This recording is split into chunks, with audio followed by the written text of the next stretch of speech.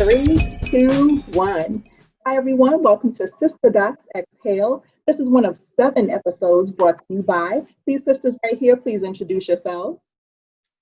Hi, I'm Dr. Lyrical Tay. My focus is faculty diversity in higher education and diversity within higher education in general. Hi, I'm Dr. Cupid. My focus is sister circles, mentoring for Black women in higher education. And I am Tahira McGee, also known as Dr. 99, specialized in community psychology. We are members of a sister circle that was formed while we were earning our PhDs, and we went through a lot, as Black women often do, in our professional and educational journeys. But in these episodes, we'll talk about our experiences, we'll relate our research to everyday life, and we will exhale. Dr. Lyrical Tay, please take us to what today's exhale is all about. Today's exhale is about unpacking diversity in higher education, specifically faculty diversity. Now, Sista Docs, I have a question for you. How do you define diversity in higher education? I think I start with race first of all, because I think that's what I notice most in the higher education setting is that there are not a lot of Black faculty. So that might be the first thing I think about is the diversity of race. But I also think that I don't know of any trans faculty members in higher education. I think there's also I wouldn't say a shortage, but very few that I know of people who identify as something other than heterosexual. That's not always something that even comes up in conversation, so I wouldn't know about that. And I want to include, well, no, I think there's a ton of diversity of thought, so I won't even go there. Thank you, Dr. Cupid.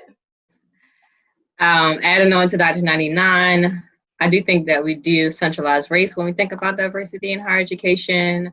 I would also say that spiritual diversity is something that I've been thinking about recently, just as we just completed Ramadan, and I think oftentimes on university campuses, they're not as welcoming as they should be to our Muslim brothers and sisters. So I often think about the lack of spiritual inclusion in regards to higher education when I think about diversity.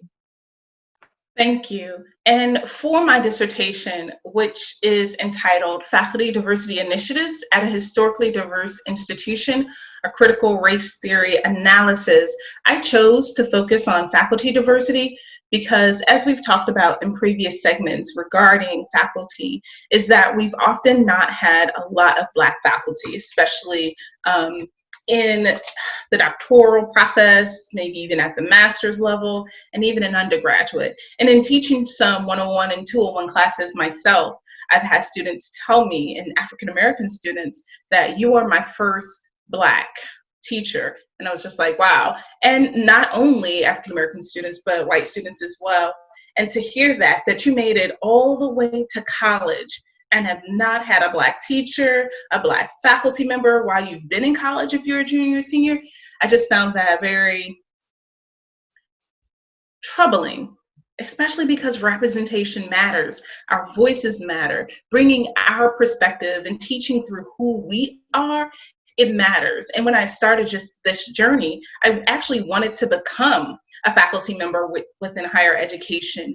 My MA is in African American Lit and English. And so in addition to courses like race, critical race theory, intersectionality, or FOM Lit, and things of that nature, I wanted to initially teach. But sadly, the more research I did, I was like, nope, maybe not.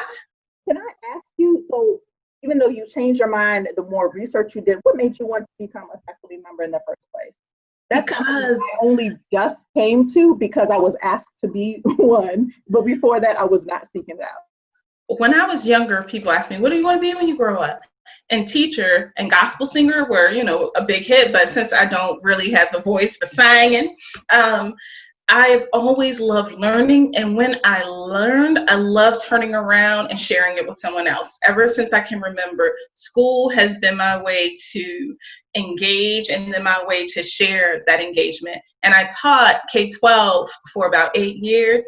And what that taught me was that I want to teach grown-ups, that I like teaching adults because I want to be able to dig into the social cultural issues that we're talking about, right? I want to peel back the layers so that we can really delve into these different issues. And you're not able to do that so much so at the level that I wanted to with K through 12, except juniors and seniors in high school. You can go a little deeper, but I was teaching middle school for the predominance of my experience in K-12 education. So that's what called me to it. But what turned me off is, one, the stories I hear from Black faculty members that I know, especially some who have served as department chairs and in their journey. And then two, the research, hearing these stories through the research over and over again, hearing these stories through the different interviews that I conducted during my dissertation, even though the call was, you're doing this, you must become faculty. You know, even if I was advised by a high-ranking Black professor, if you, I should just say full professor and, administrator, like if you want to become an administrator in higher ed and you want to guide faculty, you need to be faculty first. And I was like, but that journey though, because they were saying that faculty respect faculty more who have risen through the ranks. So that was a part of it, and that was a part of the journey for me taking on this. And in terms of conducting the study, what I learned can help me facilitate administratively, to help with faculty diversity in departments and that sort of thing, because it hasn't changed that much. And the institution that I studied is a historically minority institution, and it's a public institution. And they lauded inclusive excellence as their definition of diversity. So when you hear the term inclusive excellence, does that make you feel included? And does that make you think of diversity? So what was at the center of my study is figuring out what upper administration defined as faculty diversity and what they meant by inclusive excellence and what that included, versus tenure track faculty who were enforcing these, especially at the department level, because a lot of the hiring for faculty happens at the department level. And so especially department chairs have a lot of power. So what does tenure track faculty understand inclusive excellence to be, faculty diversity to be, versus what do upper administrators intend the meaning to be institution-wide? So looking for the discrepancies and understanding between administration and tenure track faculty is important, because they're at the implementation level. They're at the I'm gonna hire you level. They're at the I'm gonna look at your tenure process level. I'm gonna mentor you or not level, right? They're at the how is this department culture? How do we enforce the department culture? But I want to give you a chance to, before I go too deep, to explain what, or how do you feel, or how do you understand the concept of inclusive excellence when you hear it? I'm trying to, like you're talking about it, I'm trying to fit it together in my head. Like it sounds like there are a lot of terms. One thing getting a PhD taught me is that people really like coming up with terms. They like writing 20-page papers that explain a term. And there are so many things that we miss out on by just genuinely communicating with one another in language that we all can understand. Maybe not everybody will understand every single thing, but that the majority of people can understand and appreciate. That's communication. That is helping to build a relationship, not coming up with a term. I don't know what that means. So, okay, that's my answer to the question. I don't know what that means. Dr. Cupid? I will apply to I don't know if they got inclusive excellence from Black excellence, because we often see the ways in which our terminology is appropriated in other spaces. So we've been using that term for however so long, and I don't know how long the inclusion jargon has been within the public arena or the academic arena. So that would be one question that I would have. And two, if we did get it at the root of Black excellence, want inclusive excellence, and it's the assumption that other diverse groups also get to excel within a space. But of course, there is that contradiction, because we know that Black faculty numbers are smaller that Black women in regards to being full profs and department chair is also smaller. So even though Black women may be largely in the adjunct positions, they're not making it through that tenure ladder, right? So when I think about inclusive excellence, I also think about the contradictions that exist within these quote unquote diverse spaces.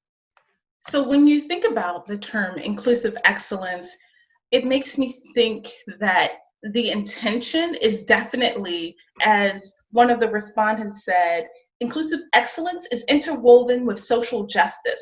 And within the concept of social justice is the shared idea of power and equal access to resources. Inclusive excellence is a way that it can be implemented to support equity, right? And so when you hear that, it sounds good. But when I think about, or when I thought about inclusive excellence, it makes me think that it's going against the old adage that some racist people say in terms of, oh, you got here for a quota. Oh, you got here because you're Black. Not that you got here because of your skills, not that you got here because of your own pedigree in terms of wherever you went to school, wherever you were published, but that you are, in fact, an affirmative action hire. And so inclusive excellence is saying, and when I heard it initially, that we're all included and we're going to be inclusively excellent. So we're only going to go after the excellence, right? You remember the concept of the talented 10th. So we're only going to bring in the top of the top, right? So that we can be inclusively excellent, to kind of combat that idea that we're just going to make you a quota. So inclusive excellence to me was a way to offset that, but it didn't sit well with me because it's like you're buying into that fact that people are quotas when you wouldn't hire any old Joe off the street to teach a class, right? You have to have some degrees. You have to have some knowledge to come into this because it's even harder for us to get the positions anyway. So inclusive excellence, I heard in my head, was to combat that quota, or that we're only going to get in because we're Black, because we're brown, because we're Native, not because we're qualified. So if we're inclusively excellent, we're bringing in the excellent of those different marginalized populations. So initially, that's how it set with me. And I didn't necessarily agree with the respondent that it was about equal access to power, equal access to resources, equal access to information, which can be a resource in higher education or anywhere. Because when people tell you, right, in those non-conferences, non-boardrooms, come here, let me tell you how to make this tenure track. Let me show you the ropes. Let me show you how many pubs you have to have as you're going up. Let me tell you about this pitfall with that particular faculty. And my research showed that marginalized, specifically Black faculty, weren't getting these side conversations. They weren't getting access to these resources that weren't written in the faculty handbook, right? That was, let me tap you on the shoulder and teach you how to do this tenure track process. And so that was exclusionary, which happened in department level things, which were left out often of the faculty handbooks, because there's a lot of mentoring that happens unofficially, especially if you feel that someone is quote unquote like you, similar, that sort of thing, and you're comfortable with having that conversation versus someone that you may feel affronted because you don't believe they deserve the position in the first place. So inclusive excellence is posited to have this very comforting, powerful social justice type feel in terms of where the institution I studied, but it didn't come off that way. The same way you all thought about, wow, what is inclusive excellence? When faculty took the survey, they brought it down the race. You talk about diversity, you talk about inclusive excellence, you're talking about Black and brown bodies coming into the institution. It was flattened out because when people hear diversity, the first thing they think about is race. And originally, I wanted to study race specifically. That's why I use critical race theory as one of my main theoretical frameworks, because race is the central aspect of analysis for a lot of just basically life, especially thinking about what's going on right now. And can you imagine teaching on the campuses right now in this space and wanting to support our students, right? Our students coming into our classrooms virtually, or if we were there physically, and existing in this moment, which is not new. This moment is not new. And so I even have to pause and say, while we're sitting here talking about faculty diversities, we're talking about critical race theory, which centers race. Our society hardly ready to center race, right? They're so uncomfortable with us naming the fact that Black lives matter, and they want to say that all lives matter. And I hear that because all lives do matter. And right now, we're talking about Black lives because they're the ones that have been the most in danger, especially by cops, especially by power-hungry people who don't see our humanity. So no one is saying, and you know, remember when we did that Black Lives Matter workshop on campus, because we wanted to educate our peers, our colleagues about why, and this was what, 5 years ago that we did that, because we wanted to make sure that people didn't feel uncomfortable about us naming it. But that's what critical race theory asks you to do. It says name it, because there's power in naming. And when we come up with other phrases, when we are talking about diversity, but we really want to talk about Blackness, or we really want to talk about brownness, that's problematic because people are going to say, you say diversity, race, they're going to think it anyway. So if you unpack the concept of diversity, which can be inclusive, as you all said, race, trans, sexuality, spiritual, religious, right? And sexual orientation, class, indigenous heritage, language, genders with an S, so that we're not buying into the binary, and so much more. But when people hear diversity and heard diversity within higher education from my dissertation, they thought race anyway. So if that's what you mean, then it just makes sense to center that and say it anyway, so that we can be uncomfortable for those of us who are uncomfortable with us naming race when it's such a structural analyst for our society anyway, because of the connection of race and power, and how so many people historically, especially Black people, have been disempowered systematically on a purpose because of race. I'm going to pause and just see how you two are feeling in terms of that analysis. No, that was very deep analysis. No, in all honesty, I think Dr. 99 out here like shaking our head like, yeah, you know, but just trying to take it in. So when you talk about the concept of power and inclusion and diversity, so based upon your study, would you say that faculty of color in particular feel as though they are not empowered, they do not have access to power or as much power, and what are we to do with that? Would be my question. In terms of tenured faculty have a bit more sense of agency in higher education because they're tenured. And so in some institutions, one might think that if you're tenured, you're quote unquote untouchable, but it gives you a sense of power and agency. Now, even faculty on the tenure track even have that, but prior to making tenure, junior faculty have a bit more of a tenuous situation. I remember approaching a young, and I want to say, 30 or 40s African-American woman, asking her to be a part of my study. And her immediate response was, I can't deal with that. I can't deal with that psychological weight. And I was just like, but it's a study. It's going to be me asking you questions. And she was like, there's not enough of us here. What if this gets out? You know, she has to think about her own agency, her own job, and in institutions. And that's even what I found in terms of my dissertation. I did not disaggregate the data as deeply as I could because there weren't enough faculty to protect the ones who participated.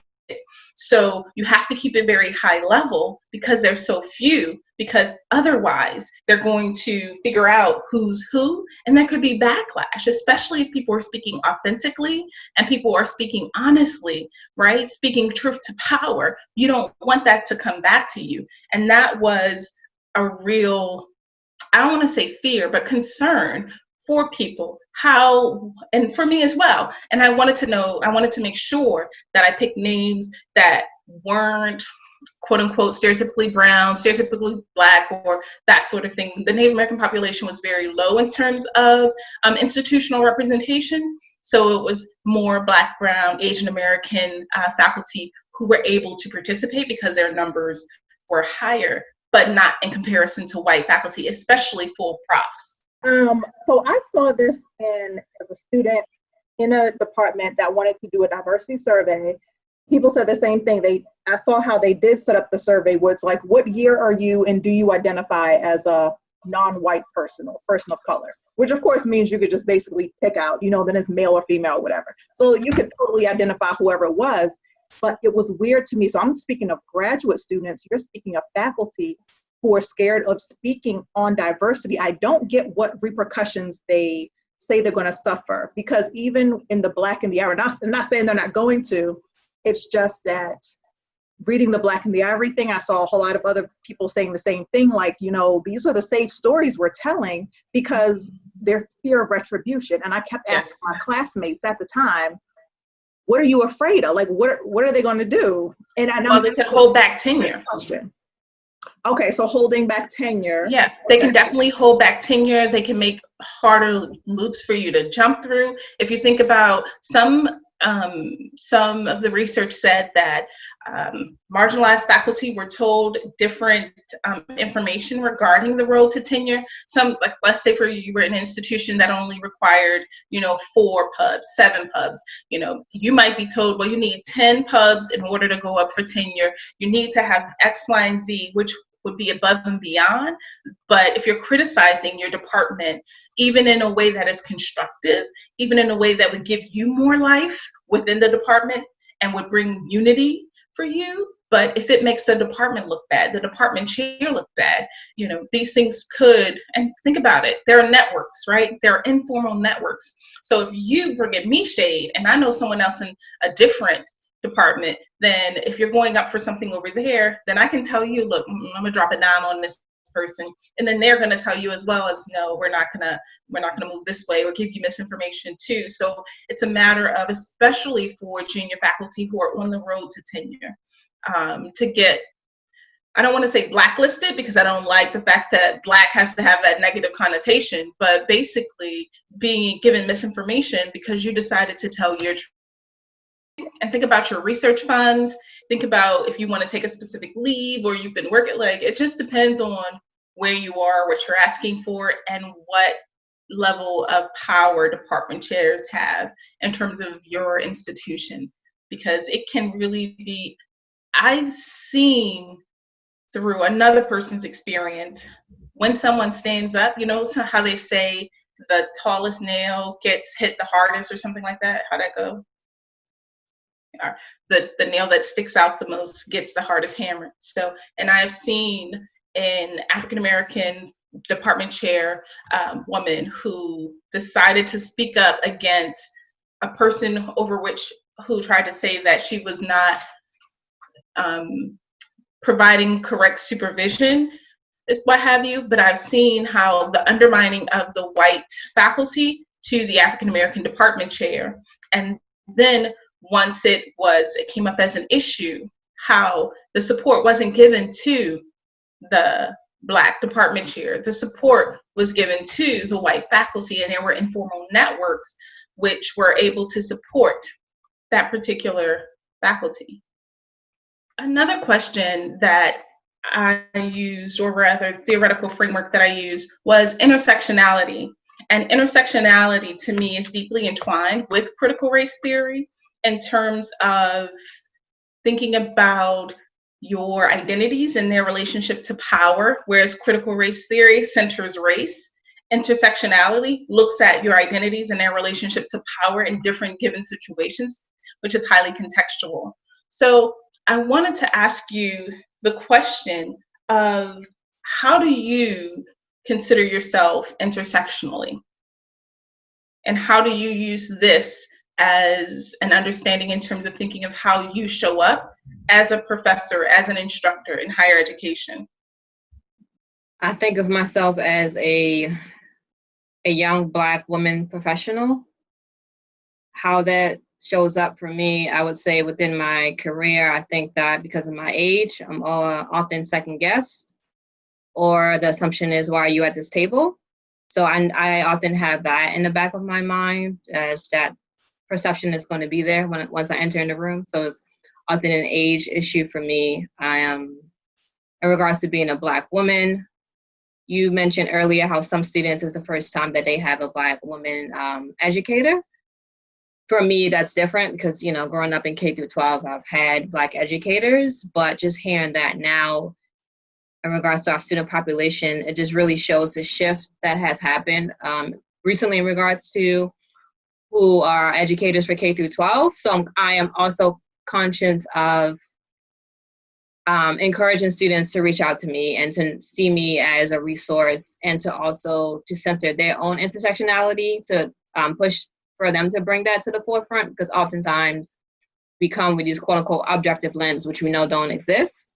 So really centering their own subjectivity within the classroom space is also how I show up intersectionally.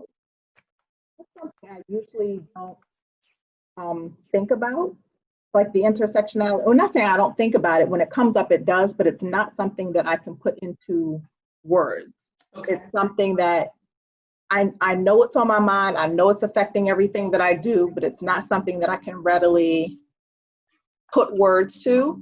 I also teach community psychology. So the best thing that I like about my field and teaching it and bringing it to not just universities, but businesses, nonprofits, is getting people in a room to really consider how many communities they belong to. Yes. And what their relationship is to each community. So starting off telling my story, how many communities I belong to, what I do that's outside of being a professor, and just really encouraging, even with every assignment. I have my students, they have to relate it to themselves. So it's almost like just encouraging everybody to see themselves as not just this one thing, but related to so many other different things. And this is how we all need to see ourselves if we're going to cross these boundaries and make any progress for what we would like to see in the world. Let's go ahead and bring in Dr. Roxana Harlow. Dr. Roxana Harlow is a Chicago native, a Black woman sociologist, teacher, activist, and an advocate at the Carroll Community College in Maryland. Her interests are in race, ethnicity, education, social inequality, and social justice. She's a walking contradiction, a shy and introverted rule follower placed on this earth to do the work requiring public speaking, educating, agitating, standing up for others, and challenging the status quo.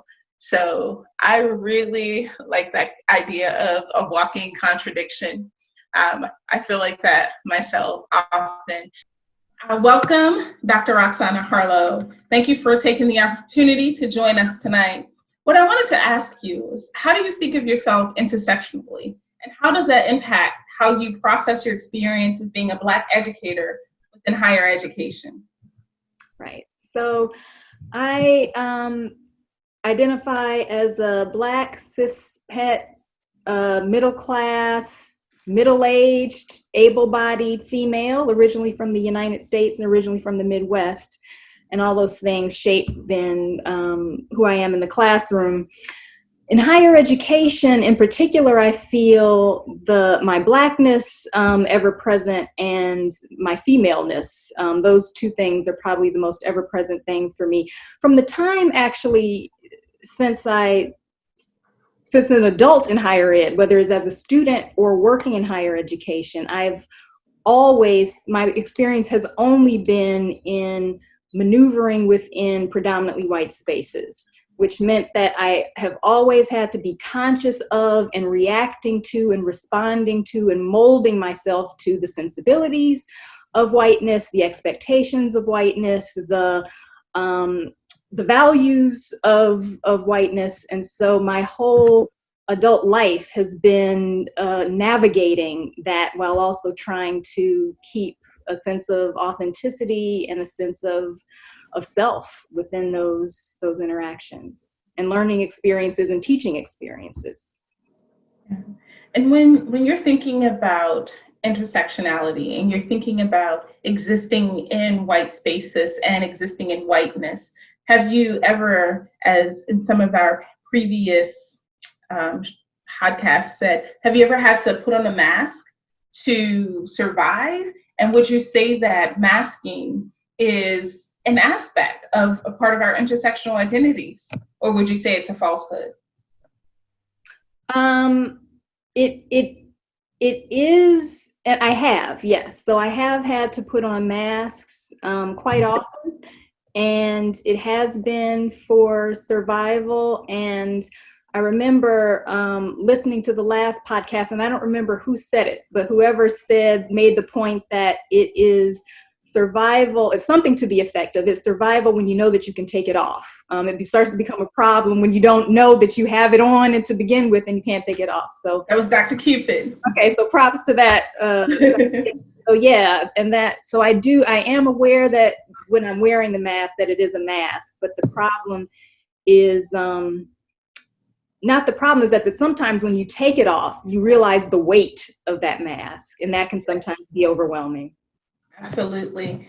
And being a sociologist, part of my dissertation was helping to bridge the gap between what administration meant when it said inclusive excellence and what tenure track faculty thought when they hear inclusive excellence. And I've talked with Dr. Cupid and Dr. 99 about the phrase. But when you hear inclusive excellence as a Black woman faculty who's gone through the tenure tracks, does that bring about comfort for you? Do you feel that an institution proclaiming inclusive excellence is going to be one more welcoming to you? So not necessarily, especially if it's just the proclamation. And a lot of schools do just the proclamation, and they do diversity work that's really just on the surface. That's really shallow, and it's really surface work. And so diversity having, and oftentimes when we talk about diversity in higher education, we're talking about the degree to which there's representation of people and ideas and perspectives that have been traditionally and historically underrepresented and marginalized. And that can be from the people, again, to curriculum or whatever on campus, and goes beyond race, right, and ethnicity, and includes a whole host of things, including sexuality and disability and immigration status, etc. So there are lots of things under that umbrella, but diversity isn't the same thing as inclusion, and inclusion isn't the same thing as equity. And speak on it. And inclusion and all of that is not the same thing as being an anti-oppressive environment. Ooh, so those are different concepts. Woo. And there's a lot of schools that do diversity but don't do any of the other stuff, or that do inclusion and don't do any of the other stuff. And so it's this shallow sort of proclamation that doesn't get at the underlying problem. Absolutely. And in my research findings, a lot of people understood diversity in terms of compositional diversity, in terms of how many people we have. And institutions feel that if they have enough number of representations that they're doing well. Look at how many Black faculty we have. Look at how many Latino faculty we have. And then you show up, but you're not really invited, right? Like, I think it was Dr. Cupid that said, we need to call things out so that we can call things in. Was that correct, Dr. Cupid? Yes. Right. And that's definitely an important fact, is helping bridge the gap between administration and bridge the gap between tenure track faculty who have the most agency institutionally.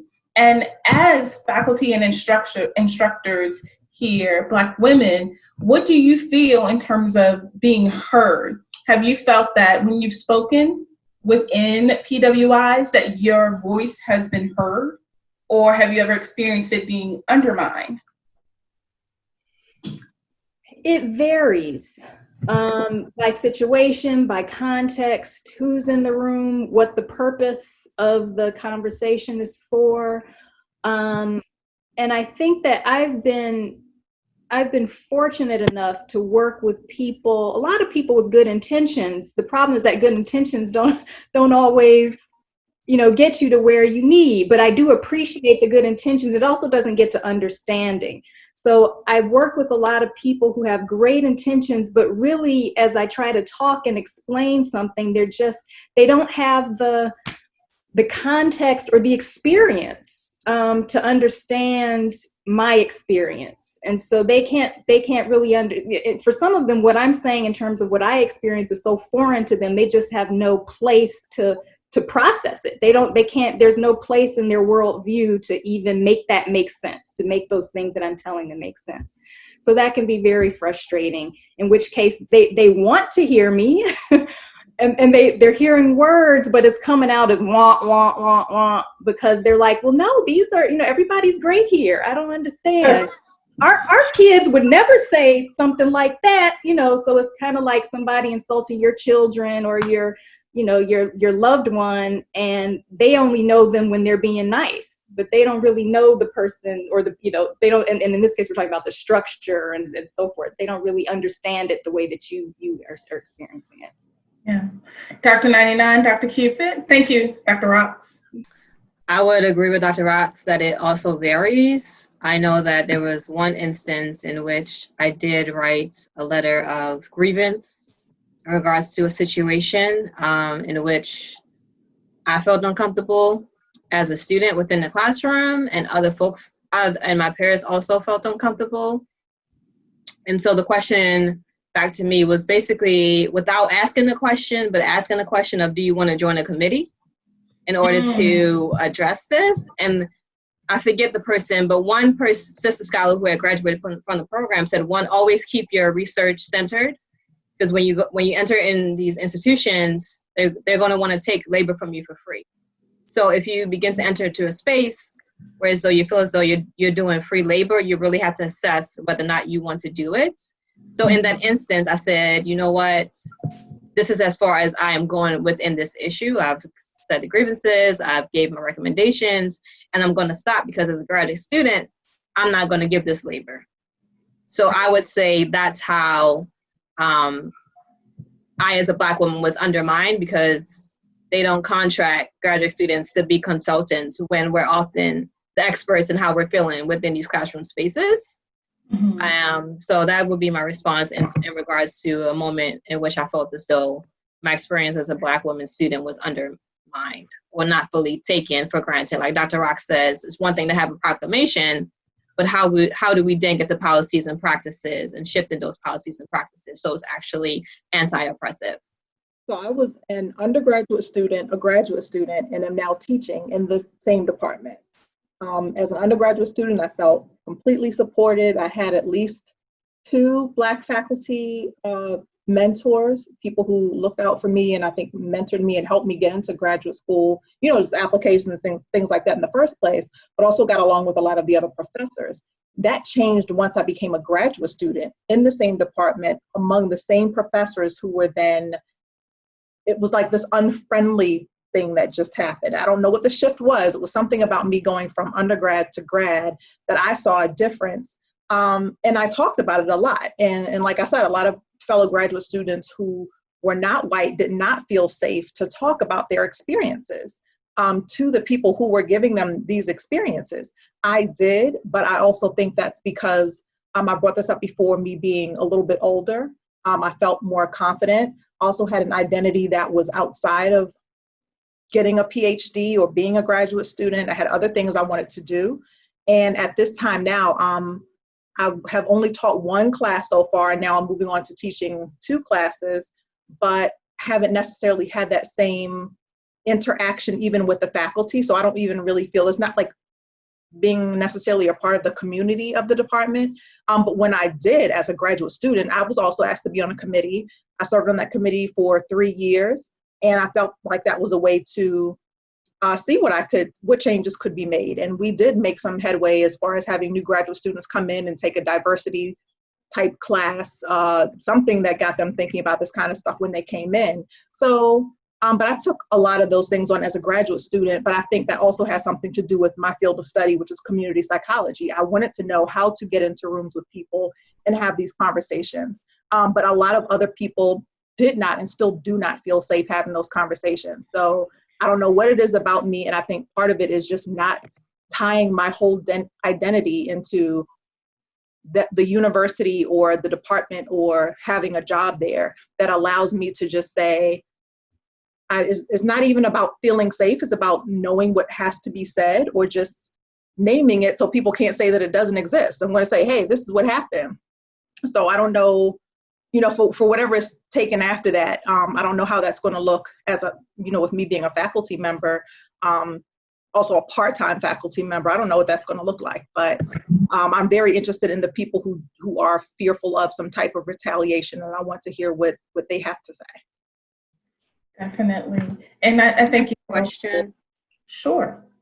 Dr. 99, you just brought up the fact that the students had to take a diversity and inclusion course. So I'm wondering, y'all as university faculty, are there any policies or practices in which faculty members have to take these courses, right? Because oftentimes students feel unsafe, not because of their peers, but because of the comments that the faculty members are making, right? So what are some of the experiences that you have in regards to having professors to realize diversity and inclusion and implicit bias and how that shows up in the classroom to make the classroom a safe and a brave space? Because I think oftentimes the onus becomes on students, but we're not really centering faculty. Dr. 99, she asked you, but I'll speak on that too after you're done. As far as I know, there are faculty retreats and things like that where after the committee that I was on brought it up, that became a priority with things that are related to diversity and inclusion. But as we also see, and a lot of times when race is brought up, somebody might say, well, I'm gay, I also feel this type of way, or you know what I mean? So a lot of other students, because somebody Black said something, come in and say, well, these are the problems I'm facing also. So I think that opens up where more professors either have somebody come in and talk to them, or from what I've heard, but I haven't had that experience yet because I just started this year. So in the research, I found that the departments will hold bias trainings. I know that one of the more recent ones that's been popular has been implicit bias trainings. There have been climate. They'll do like faculty climate surveys, and then from those surveys, there will be different trainings that can come out of that as well. And then there'll also be like diversity training days. They might bring someone in to do the training, the trainer, where a committee is trained, then the committee therefore then goes, and I've seen this, it's, the trainer model for racial injustice, prejudice, bias, that sort of thing. And then the trainer will go and then train other folks so that the other faculty then train it. Some institutions boldly hold, and I say boldly because when you say white faculty need to get in the room and talk about race with other white faculty, it's like, whoa, but it's true and it needs to happen. White faculty need a space to process where other white faculty who are further in their racial identity understanding, structural racism understanding, implicit bias understanding, other faculty who are further along in their development can hold those other white faculty accountable, where they can ask questions and won't feel like, okay, I can't ask this question because for fear of, so that it's as you say, a safe, brave space to process. And it also takes the representational tax of having people of color in the room who have to be like, wait, there was an ouch, I have to speak on this, right? Who often have to speak on this. So white people can hold white people accountable, which is really important. And I know I talked to you all about being allies versus being accomplices. I talked to a few of you about that in terms of what's the difference between an ally and an accomplice, in terms of like accomplice is someone who sees, as Dr. Rock said, their liberation tied to yours, and they're going to be willing to be up there putting themselves on that line in the name of liberation and freedom, and in that way. And more of an ally who is more of your sometimes ideologue in the struggle, or someone who's giving you conversation, who'll sign the petition, that sort of thing. So there have been a number of ways that institutionally the institution has responded to faculty needing to have these trainings and discussions. But I saw a tweet from Black in the Ivory. When this happens, there's going to be a committee. And this was more, I want to say a sarcastic tweet, but it's on point. There's going to be a committee. We're going to hire a chief diversity officer. Were you saying something, Dr. Rotz? Oh, okay, we're going to hire a chief diversity officer. We're going to hold more inclusion listening. Oh, that was it. Listening circles and these sort of things. So that sometimes we talking about this, but then institutional and policy changes do not happen because it gets lost in the conversation. And actually, one of my respondents said that. They're like, this isn't new. This conversation isn't new. They were referring to Black on Campus in 2015 and what it was like when students were demanding more Black faculty on campus back then, right? And still, that's a conversation today. That was a conversation years ago. And it's like, we're still having the same conversation. You listen, we had the listening circles, we brought in the trainer. When does the institution itself pivot? Like, that's what people are waiting to see. Where's the action behind these words in terms of representation, in terms of faculty getting tenure, in terms of URMs, underrepresented minority faculty who are retained? Because sometimes we bring faculty in, but we can't keep them because of departmental culture. And that was a large finding as well, because if you exist in a hostile department, especially on institutions that are heavily siloed, then if your department culture is so hostile, it's like, where are you looking to find, right, that sense of community on campus? So that's, go ahead, Dr. Rotz. I wanted to just follow up on that, which is that there's also a catch-22 to all of this, which is that with all of these efforts, when you're on a campus where there isn't that much representation, the 2 or 3 folks end up having to serve on all of those committees. So we're trying to make it better for, so that there is greater representation, so that there is less oppression, but in trying to do that, then we get put on everything that creates more oppressive circumstances for the people who are there. And then sometimes there's the challenge of, to what degree do I really have a voice on this 10th committee that I'm on, and to what degree am I here so that they can say, well, we had, the 1 Black person, or whatever, or the 2 Black people, on this committee. And so then that becomes a challenge. And then it's also a challenge to say no for any number of, political reasons, as well as just these things are important. And so you want to serve. And then sometimes it might be that I don't really think I'm valuable on that committee, but I know you want a brown face, but I want to say no. But if I say no, then I'm going to be iced out of other things. And so it's kind of trying to, now I'm starting to mix metaphors, but is it balancing on the tip of a knife point or whatever, in terms of trying to figure out how do I maneuver in this space to kind of help the college make progress, but also keep myself sane, and also be able to play a role and have a voice when I feel that my voice will matter. Right on. Thank you so much, Dr. Rotz. And I know that we are coming to a close, but I just want to, and I want to go last, but I just wanted to ask you all for your final reflections in terms of how this conversation has gone, and thinking about Black in the Ivory, and thinking back to Black on Campus, and thinking about diversity in higher education. So if you'd like to share your final thoughts. Dr. Cupid, Dr. 99.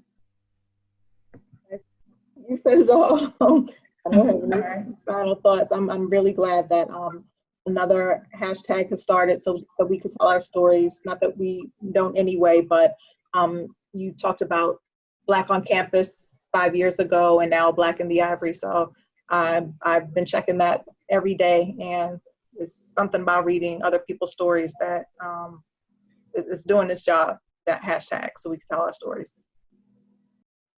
One sister scholar texted me today a new hashtag, an additional hashtag, which I really didn't get an opportunity to look into. The hashtag is #shutdown_academia and #shutdown_STEM. So again, looking at the need for us to be inclusive of non-STEM disciplines. I know us as interdisciplinary scholars, that is a challenge for us when think about us not fitting in neatly into boxes. So how do we show up? And also when we think about additional intersectional identities, in addition to race, and how that plays in with academia. So I am interested to see how #shutdown_STEM and #shutdown_academia evolves as well. Is it okay if I share a book? Sure. Please do. So, Counternarratives from Women of Color Academics. This is a whole book of people's stories of how they have had to maneuver within academia as Black and Brown people. So this is by Manya Whitaker and Eric Grollman. It's edited by them. I have an essay in here that shares some of my experiences as well. That's awesome. Thank you for sharing. Thank you. You So can add that in the description box, or the link to your book. So in terms of my final reflection, I ended my dissertation with a poem, and it reminded me of that song that goes, "Don't push me 'cause I'm close to the edge. I'm trying not to lose my head." And, you know, surviving in the ivory sometimes is really very much like that. And this poem is called "Pushing from the Edge." And it goes, "The collective is not inclusive. It is an elusive, exceptional opportunity that involves the mirage of unity, where the eye of whiteness is the centered norm, and URMs have to weather its storms, integrating yet resisting, masking to matriculate to the tightly twisted ascension to tenure, where empirical agency trumps compositional diversity, making being matter, being seen authentically, controlling the contorted narrative, imagining the self-seen in mind's eye, possibilities from obscurity, tossing tokenism for inclusion for real, reality defined by those to whom the dream was deferred." And that is called "Pushing from the Edge." So since that was so long, I'm actually going to just cite myself and let that be my affirmation. Never be limited by other people's limited imaginations. And that's from Mae Jemison, first Black woman astronaut. My affirmation comes from Beyonce, who gave a commencement address. So if you haven't checked out the commencement address from the Obamas and entire event, I would recommend it. And when she talks about diversity and inclusion and oftentimes how we want a seat at the table, she said that go cut down the tree and build your own table and invite others to join. Word. Dr. Rocks, do you have a favorite quote that you might want to cite in terms of this topic? Or would you like the book to stand? I'll just say power concedes nothing without a demand. Absolutely. That was Frederick Douglass, or at least it's attributed to him. Dr. Cupid is going to tell us this week's What's Your Question, Fam? So for What's Your Question, Fam? The question is, do most people mask in front of white people in general, or is it more situational? Like dependent on the space you're in or how comfortable you feel with a person? I would say that professionalism, I think you said, Dr. Cupid, professionalism can be used as a mask where we are very professional in our tone and how we carry ourselves, so that the assumption isn't made that we are less than. And so it's like sort of blending in with institutional culture, whatever that may be. But then being around people with whom you might have found trust is when you're able to take off that mask, even institutionally, and be more of your authentic self. So I remember one of you said where masking is about professionalism sometimes too, and how that professionalism is defined. Masking is clear as professionalism. That's definitely something that I do, and it is situational still. Socially, not really. I don't have the energy. Dr. Rox, do you have anything to add on? So yes, I think the idea of masking in general happens, that we all put on different faces and depending on the place that we're in and the area. But I agree that with people who you are close to, it's too much energy, and you shouldn't need to have to do it in that regard. So I agree with what's been said. Well, that wraps up tonight's Exhale. And thank you so much, everyone, for exhaling with us.